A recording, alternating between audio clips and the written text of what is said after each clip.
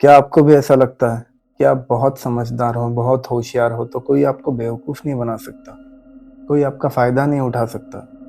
और अगर ये गलतफ़हमी में आप हो, तो आज की वीडियो आप ही के लिए है। हमारी मम्मियाँ अक्सर कहती हैं हमें कि बेटा तू होशियार तो बहुत है, लेकिन दुनियादारी की तुझे समझ नहीं है। ये दुनियादारी जो माँ कह रही है, जो हमारे पापा बता रहे हैं, ये वो दुनिया है जो आपको मैनिपुलेट करके आपका इस्तेमाल कर रही है। ये वो दुनिया है जो बस और बस आपका फ़ायदा उठाना चाहती है।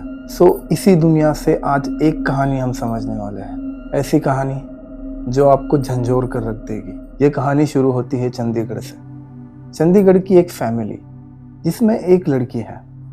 वो लड़की जो इतनी होशियार है, इतनी होनहार है कि 10th में 99%, 12th में 95%, कॉलेज में गोल्ड मेडलिस्ट, मास्टर्स में गोल्ड मेडलिस्ट।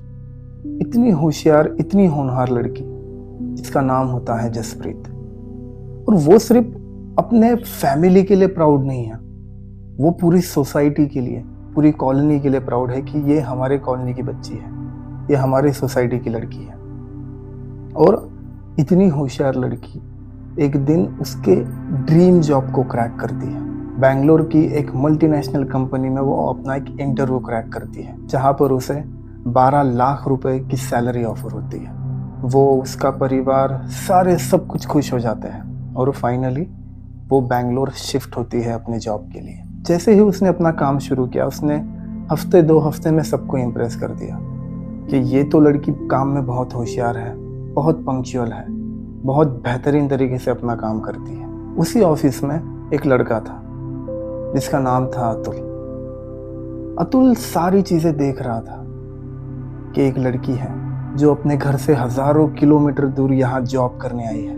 वो नोटिस कर रहा था कि ये यहाँ पर अकेली है, काम में बहुत होशियार है। और फिर अतुल ने उससे बात करना स्टार्ट की, उसे अप्रिशिएट किया कि हमारे ऑफिस में इतने सारे लोग हैं, लेकिन तुम सबसे अलग हो, तुम सबसे हटके हो, तुम हर काम इतनी ईमानदारी से करती हो कि बाकी लोग उसके आसपास भी नहीं आ पाते।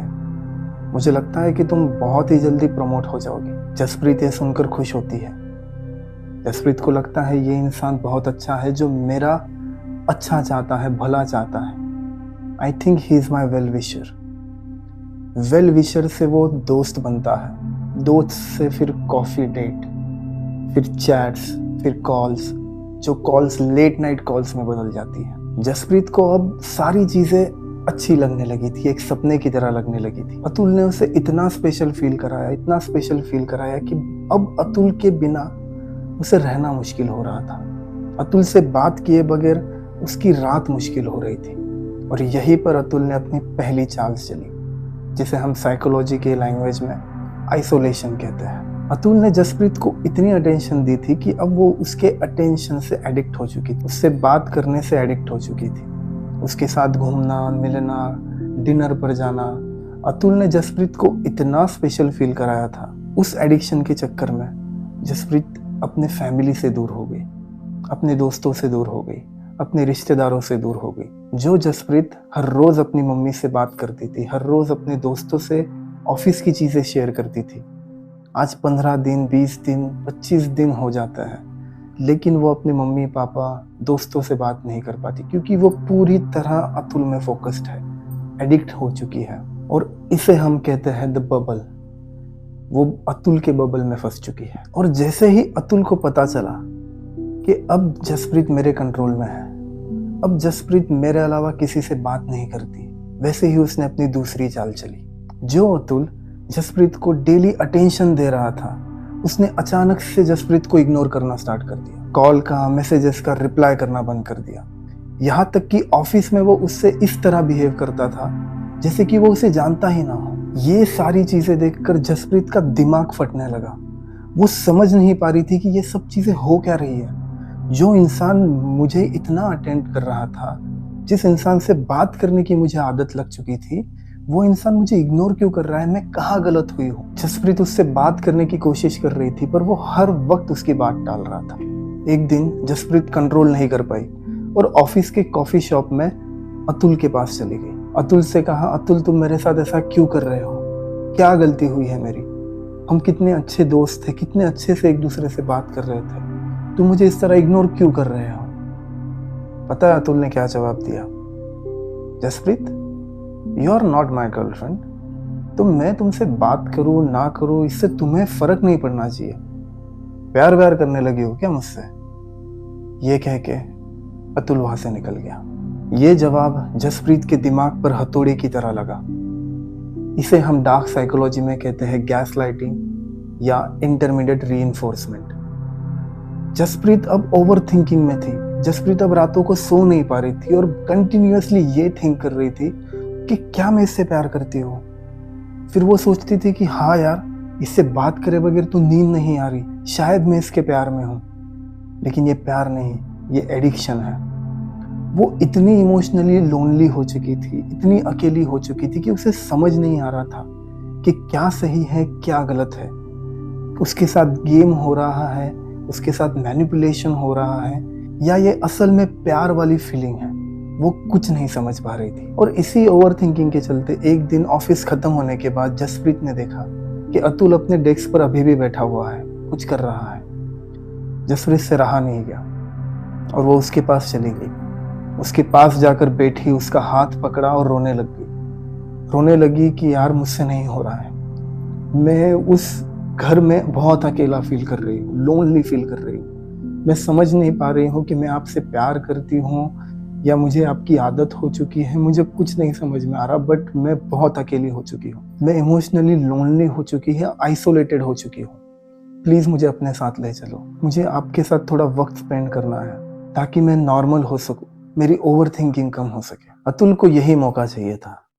इमोशनली वीक जसप्रीत, जो लड़की समझ ही नहीं पा रही थी कि उसके लिए क्या सही है और क्या गलत है। एक लड़की जो उस अतुल का हाथ पकड़कर रो रही थी, वो अतुल उसे हाथ पकड़कर अपने रूम पर लेकर जाता है और बस उसे यही चांस चाहिए था।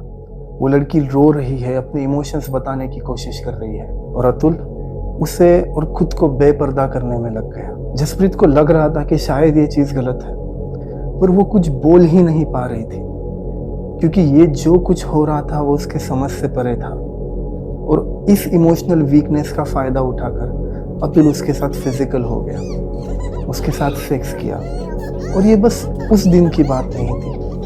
उस इमोशनल वीकनेस का अतुल ने अगले 3, 4, 5 महीने तक फ़ायदा उठाया। अब साइकोलॉजिकली समझते हैं कि अतुल ने जसप्रीत के दिमाग के साथ कौन सा खेल खेला। फर्स्ट, पुश पुल स्ट्रैटेजी, या इसे इंटरमीडिएट रिवॉर्ड भी कहते हैं। सबसे पहले अतुल ने जसप्रीत को अपने पास बुलाया, उसे अपना एडिक्ट किया, उससे बातें की, उसे इम्पोर्टेंस फील कराया।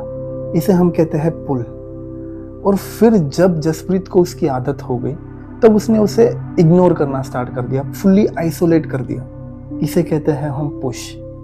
और इसके बीच में जब हम एडिक्ट हो जाते हैं तो हमारे ब्रेन को डोपामिन चाहिए होता है। डोपामिन बस उस आदमी में है कि अतुल मुझसे बात करेगा तो मेरा डोपामिन मुझे रिवॉर्ड देगा, नहीं तो बस मेरा सर फटने लग जाएगा, ओवर थिंकिंग होने लग जाएगी, स्ट्रेस बढ़ जाएगा। तो इस डोपामिन रिवॉर्ड के चक्कर में हम आगे आगे आगे बढ़ते रहते हैं। हमें लगता है कि ये प्यार है, लेकिन ये बस डोपामिन रश और कुछ नहीं। सेकंड है क्रिएटिंग वल्नरेबिलिटी। जसप्रीत को अपने घर वालों से दूर करना, अपने दोस्तों से दूर करना, अपने रिश्तेदारों से दूर करना, ये एक सोची समझी साजिश थी।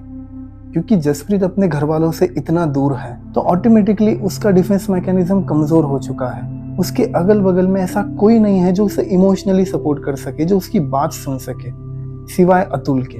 और जिसका डिफेंस मैकेनिज्म कमजोर हो जाता है, जो डिसीजन नहीं ले पाता, जो डिपेंड हो जाता है, उसे शिकार बनाना आसान होता है। और थर्ड है ट्रॉमा बॉन्डिंग। जब कोई शख्स आपको दर्द देता है और वही शख्स आपको बेइंतहा मोहब्बत करता है, तब जो बॉन्ड क्रिएट होता है वो बहुत ही डेंजरस होता है, बहुत खतरनाक होता है। जसप्रीत के साथ भी यही हुआ।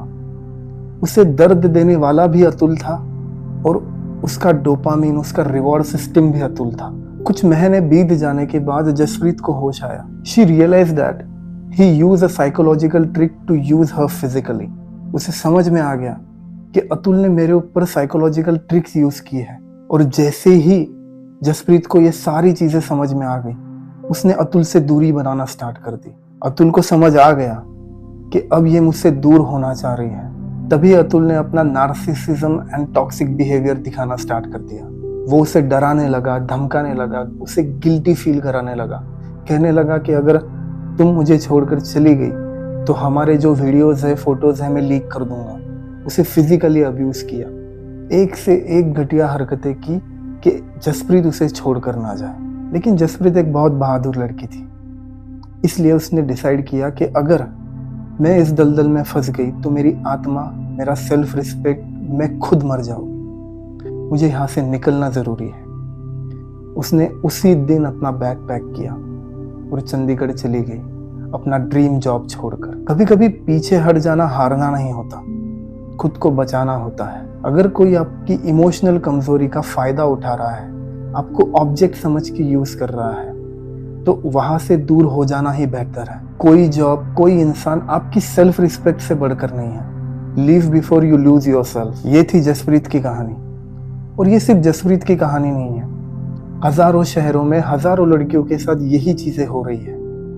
लड़कियों को इजीली मैनिपुलेट करके उनका यूज किया जा रहा है। इसे अपने दोस्तों के साथ, अपनी बहनों के साथ शेयर कीजिए ताकि वो मैनिपुलेट होने से बच जाए। जसप्रीत बहुत बहादुर थी जो वहां से निकल गई और उसने एक डिसीजन लिया। और उस डिसीजन को अगर आप सही मानते हो, कमेंट बॉक्स में लिखिए सेल्फ रिस्पेक्ट फर्स्ट। मिलते हैं अगले वीडियो में।